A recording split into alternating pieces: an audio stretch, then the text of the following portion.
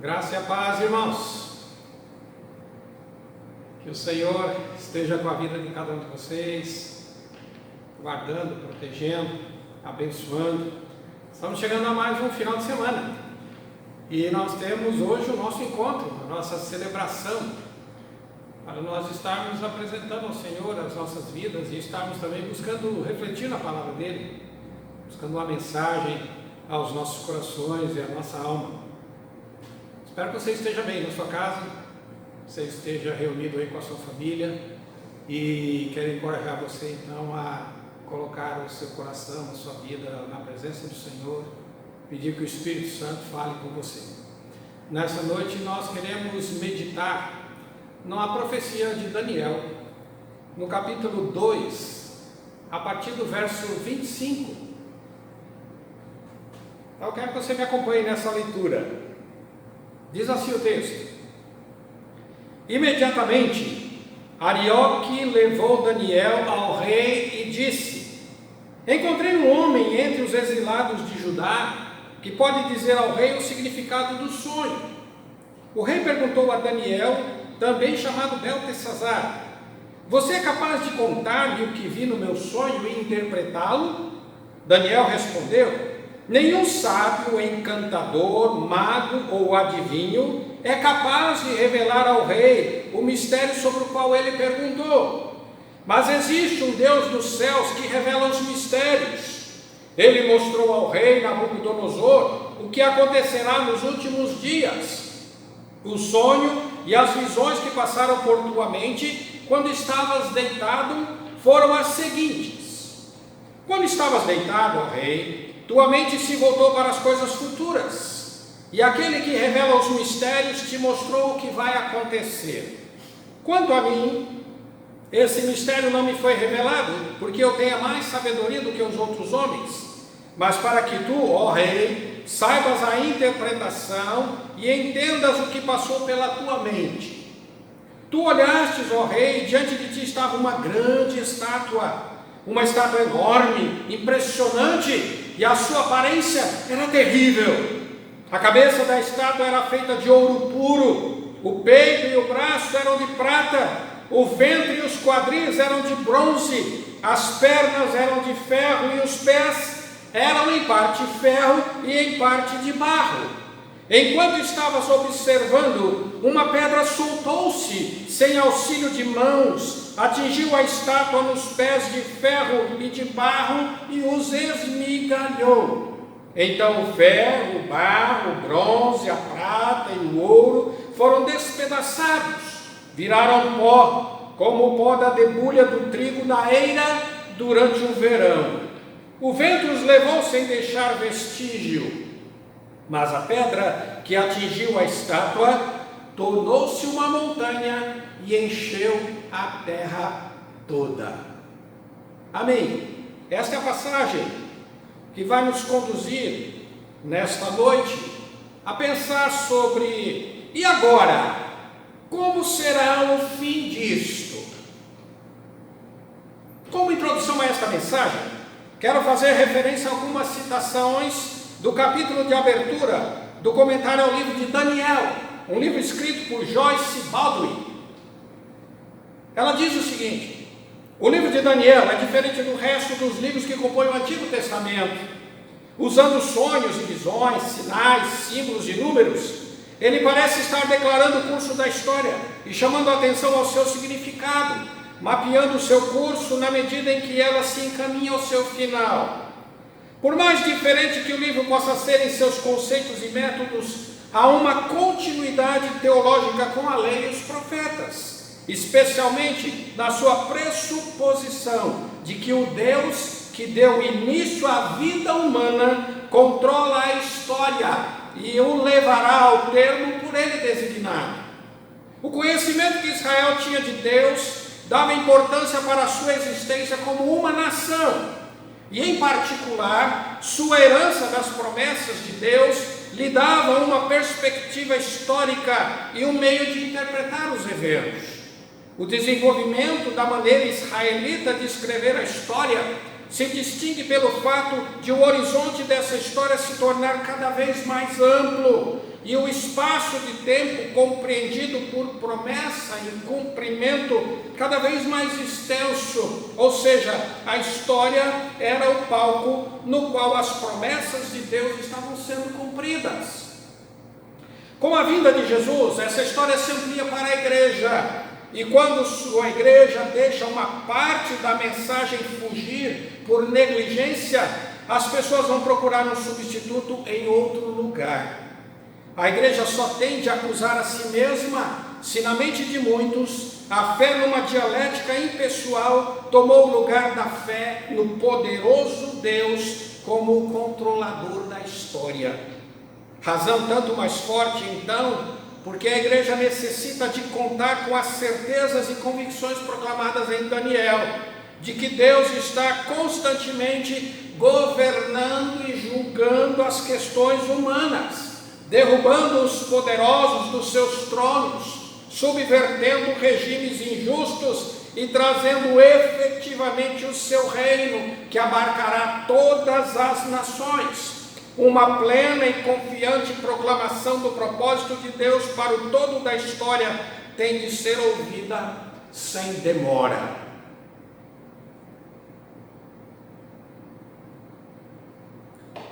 O que esta toda nos informa então é que a maneira como Israel conta a sua história, ele se percebe uma nação no meio de tantas nações, e então ele vai vendo como Deus vai cumprindo essas promessas, no meio daqueles povos, no meio daquela gente toda, como é que isso vai sendo desenvolvido. Então na cabeça e na mente daquele povo, Deus era aquele que tinha o domínio, que tinha o controle sobre a história. Por isso então ela assumiu um horizonte mais amplo, porque o plano, o propósito de Deus não se resumia a Israel em particular, não se limitava, não estava contido a Israel, mas era a partir de Israel então que o plano de Deus ia sendo cumprido em toda a terra, em todo o universo. Daniel se encontra na Babilônia. Ele estava em um grupo que foi levado para lá quando Israel foi invadido por Nabucodonosor, conforme a profecia de Jeremias havia predito.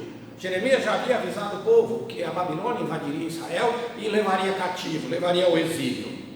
Naquele tempo, o rei da Babilônia havia ordenado que fossem separados alguns jovens das famílias nobres de Israel, segundo alguns requisitos descritos em Daniel capítulo 1, versos 3 e 4, para aprenderem a língua e a cultura, a fim de servirem no palácio. O rei então manda um decreto que fossem selecionados os melhores, os mais inteligentes, os mais astutos, aqueles que se destacavam dentre os cativos vindos de Israel.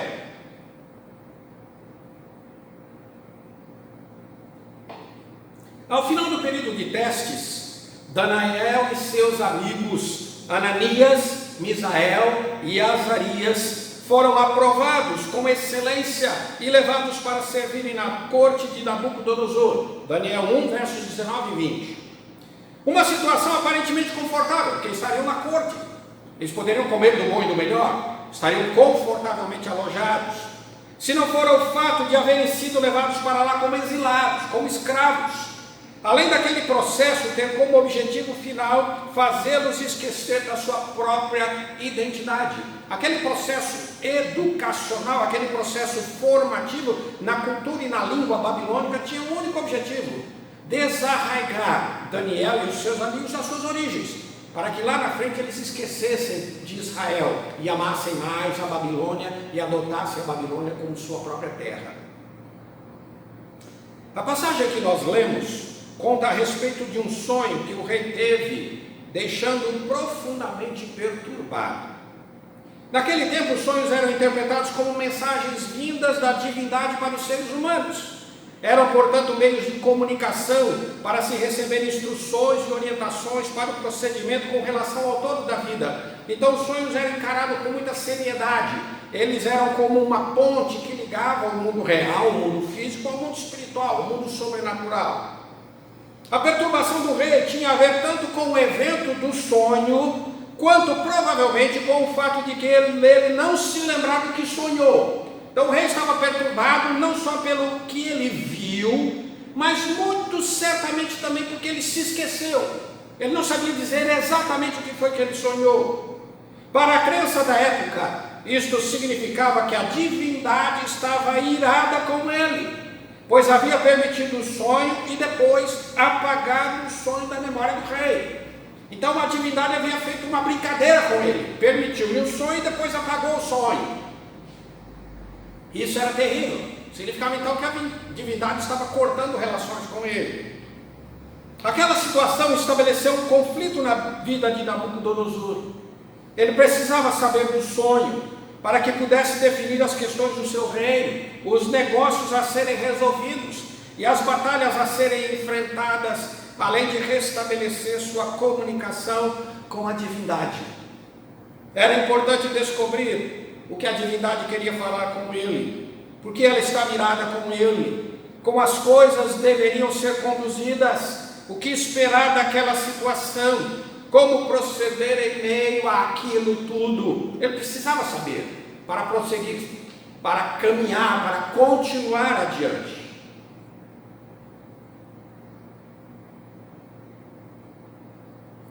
Essas perguntas são bem parecidas com as que nós estamos fazendo hoje, diante do panorama no qual estamos inseridos. Por que Deus permitiu? O que Ele está fazendo? O que precisamos fazer para mudar tudo isso? O que podemos esperar ao final desta pandemia? Nabucodonosor fez um desafio constituído de duas partes aos seus adivinhos e sábios da corte. Eles deveriam dizer qual havia sido o sonho e qual o seu significado, e fixou a pena de morte para o caso de não realizarem a tarefa a contento. Então o rei disse: olha, vocês me contem o que eu sonhei e depois me digam o que isso significa, e quem não souber fazer isso, quem não puder fazer isso, será morto.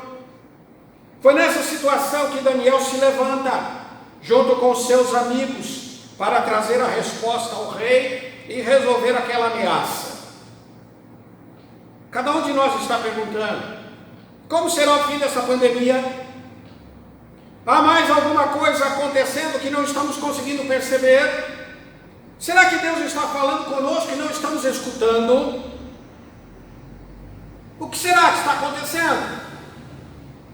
A resposta de Daniel a Nabucodonosor mostrou que era Deus quem estava falando com o rei, que havia mais coisas acontecendo além daquelas que o rei podia perceber, e que havia um final estabelecido para tudo aquilo, indicando a existência de um projeto muito maior. Então o que Daniel faz saber a Nabucodonosor é basicamente isso: Nabucodonosor, tem muito mais coisa acontecendo por trás disso que você vê. As coisas não estão limitadas a isso. Deus está realizando, Deus já tem um projeto que está olhando lá adiante. Deus já tem um propósito que está mirando lá no futuro. Isso não está restrito a este momento. Com isto, o rei encontrou a paz e acalmou sua alma, reconhecendo a grandeza e a majestade do Deus de Israel. Como Daniel conduziu então a conversa, que acabou por trazer conforto ao coração de Nabucodonosor, que ansiava por respostas? O que foi que Daniel conversou com aquele rei que algumas horas antes estava pronto para matar todos os seus adivinhos, todos os seus sábios?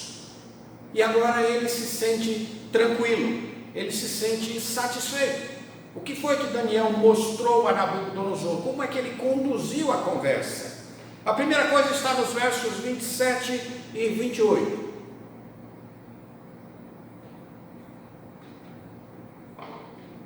Daniel começa dizendo assim, que ninguém podia fazer aquilo, ninguém podia dizer o que ele sonhou e dar a interpretação, e ele completa: mas há um Deus no céu que revela os mistérios. Ele, pois, fez saber ao rei Nabucodonosor o que há de acontecer nos últimos dias. Então Daniel começa a conversa reafirmando o propósito de Deus para a vida e a história. Daniel começa dizendo que o sonho do rei veio como resposta de Deus às suas inquietações sobre o futuro. Verso 29. Ele estava pensando e imaginando sobre como seria dali para diante.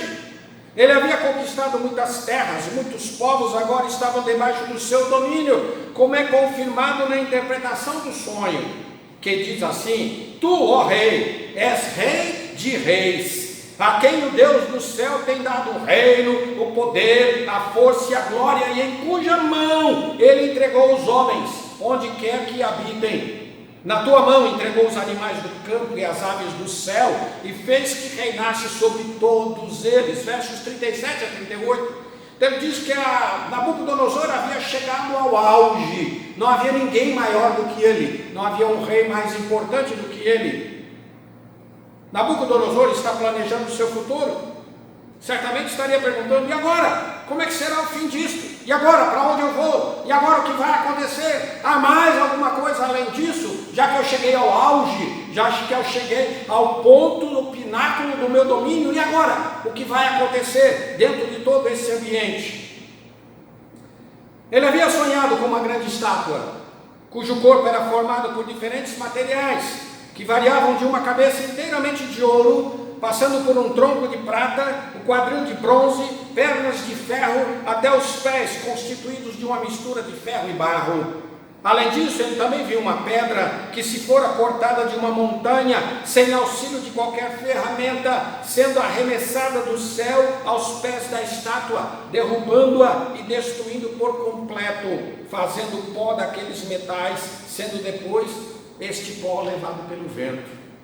A pedra então cresceu até encher toda a terra. Através de Daniel, o rei fica sabendo que aquela estátua representava os reinos da terra, começando com ele, a cabeça de ouro, seguido de mais 3 outros. Porém, chegaria o dia em que tudo aquilo passaria e surgiria um novo rei que dominaria sobre tudo e jamais seria vencido ou substituído por outro. Nabucodonosor recebe de Deus uma visão completa sobre um panorama mais amplo do que aquilo que ele estava imaginando. Então Daniel ensina a Nabucodonosor que a preocupação com o futuro e sua resposta somente pode ser solucionada quando cremos e reafirmamos o propósito de Deus para a vida e a história.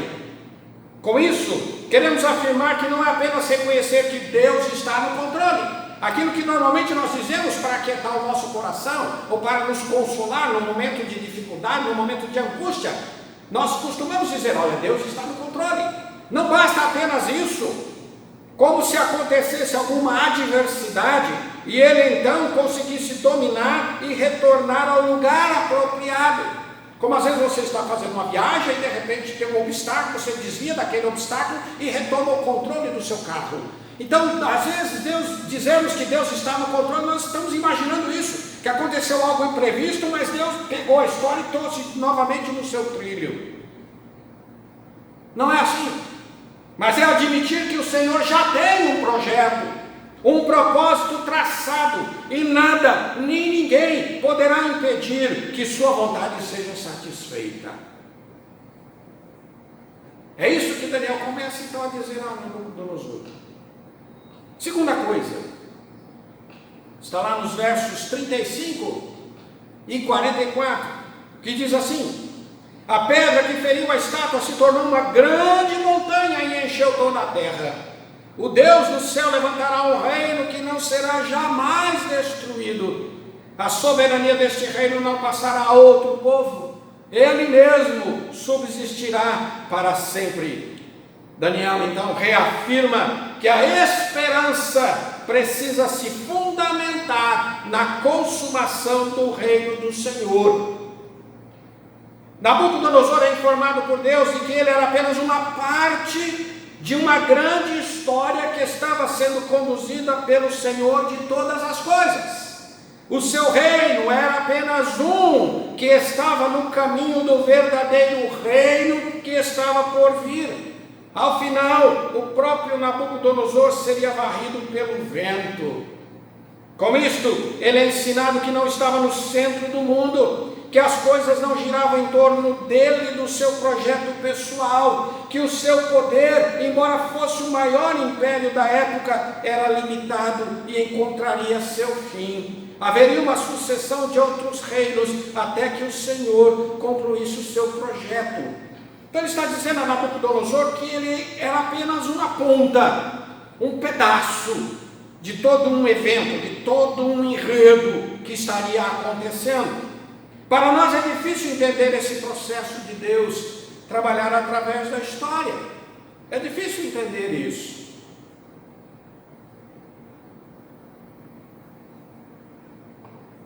Nós perguntamos, por que ele não acaba com o mal de uma vez por todas? Por que ele simplesmente não vem e começa a dominar sobre tudo? Por que ele ainda permite determinadas situações? Uma resposta seria que para acabar com o mal, Deus precisaria destruir também o agente do mal.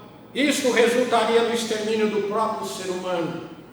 Entretanto, o Senhor escolheu chamá-lo a se juntar a Ele no processo de restabelecer o domínio sobre toda a criação, resultando na restauração e libertação do cativeiro que o maligno instituiu sobre a vida das pessoas. Deus escolheu um caminho que para nós é mais difícil, um caminho até mesmo arriscado. Deus escolheu trabalhar através do próprio ser humano, daquele mesmo ser humano que havia rebelado, daquele mesmo ser humano que havia se tornado um instrumento de maldade. Deus resolve trabalhar através desse personagem e conduzir o seu plano, e revelar a sua história, e executar a sua vontade. Por isso que ele não acaba logo com o mal, porque ele está ensinando o homem como lidar com o mal, como vencer o mal, como derrotar o mal. Ele está relembrando ao homem o que significa ser bom, ser justo, ser íntegro, verdadeiro. Daniel confronta Nabucodonosor, demonstrando como os impérios iriam se degradando, diminuindo de valor e qualidade, até se tornarem uma junção de materiais que não se ligam, no verso 43, e por isso mesmo não podem oferecer sustentação e estabilidade. Apenas um reino que jamais passará pode trazer esta paz que tanto se busca. Nós estamos assustados com este evento. Nós estamos perguntando, existem todas as teorias agora, de onde saiu, quem produziu, quem construiu, qual é o objetivo disso. Mas uma coisa que Deus mostra para Nabucodonosor é que mesmo esses reinos, esses domínios, esse projeto todo, ele ruirá. Ele virá por terra. Ele não subsistirá, ele cairá ao chão e será apagado. Para nós não importa quem está no controle agora, não importa quem está dominando, quem é que está querendo levar vantagem. O estrago que está sendo feito nos dói, machuca a nossa alma. Mas uma coisa nós temos certeza, que este reino que está tentando se levantar, esse poder que está tentando se estabelecer, ele não subsistirá para sempre. Tendo isto em vista, entendemos que nossa esperança não deve se limitar ao final desta pandemia, que Deus resolverá esta praga.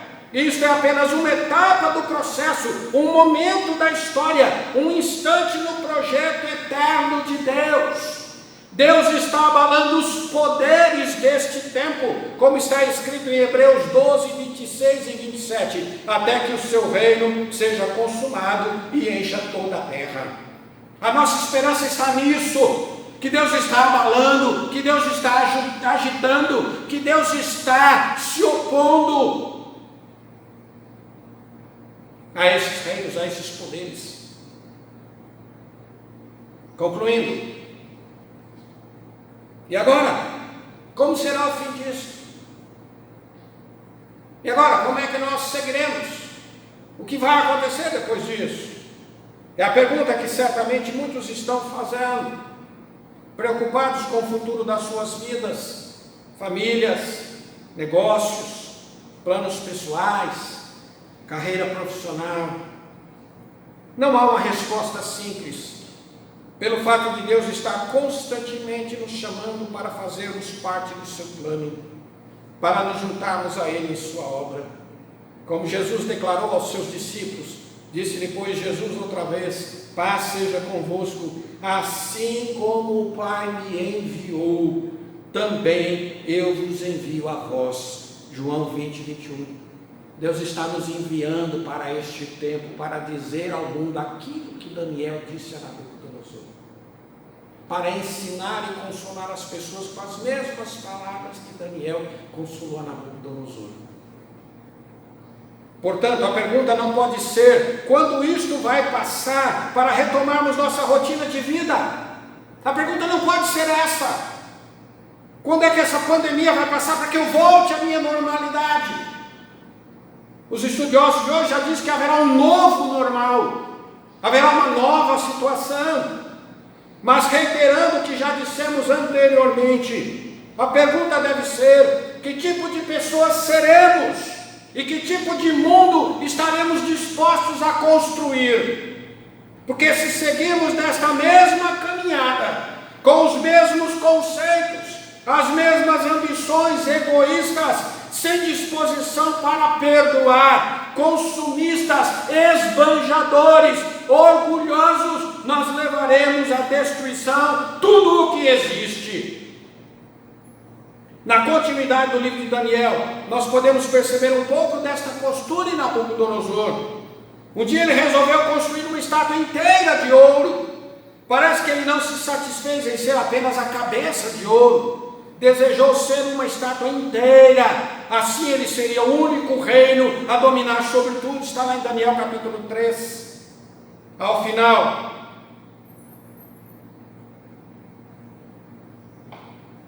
ele foi destituído da vida entre os seres humanos, perdeu o juízo e passou a viver e comer entre os animais. Daniel 4, 27 a 33. Por isso que nós precisamos mudar. Precisamos refazer a nossa maneira de ser, de pensar e viver. Isso só é possível através do Evangelho. Como podemos encontrar o conforto aos nossos corações enquanto buscamos as respostas? É reafirmando o propósito de Deus para a vida e a história. O Senhor já tem um projeto, um propósito traçado, e nada nem ninguém poderá impedir que sua vontade seja satisfeita. E reafirmando que a esperança precisa se fundamentar na consumação do reino do Senhor. Deus está abalando os poderes deste tempo até que o seu reino seja consumado e encha toda a terra. Nossa esperança não deve se limitar apenas de que esta pandemia será resolvida. A nossa esperança deve estar apoiada e sustentada no fato de que Deus vai consumar o seu projeto. Meu querido, minha querida,